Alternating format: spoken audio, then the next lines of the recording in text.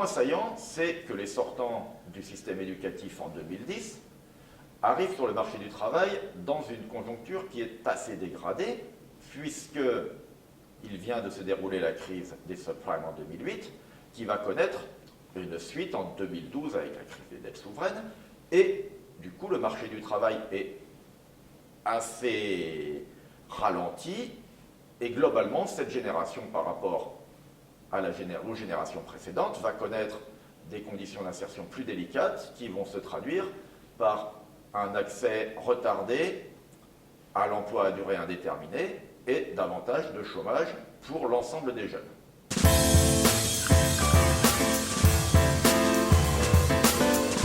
Toutefois, cette conjoncture affecte différemment les diplômés selon leur niveau. En effet, les diplômés de niveau bac et en deçà connaissent de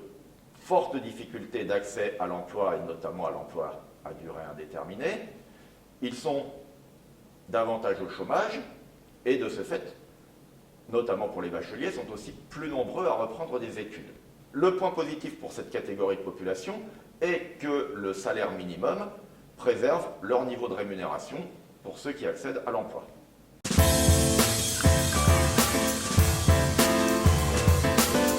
Il n'en va pas de même pour les jeunes qui sont diplômés de l'enseignement supérieur.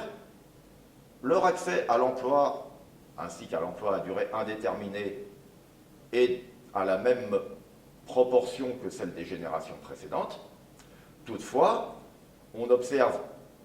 des rémunérations moins élevées, au point qu'en euros constants, les diplômés de 2010 ont des rémunérations plus faibles que ceux de 2004, et, corollaire de cela, un accès plus restreint aux positions de cadre, qui sont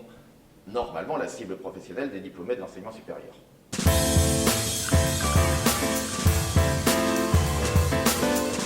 Donc, globalement, ce qu'on peut dire pour les 7 premières années de vie active de la génération 2010, c'est que le marché du travail est de plus en plus sévère avec les diplômés, moins valorisant pour eux, et de plus en plus fermé à ceux qui n'ont pas de diplôme.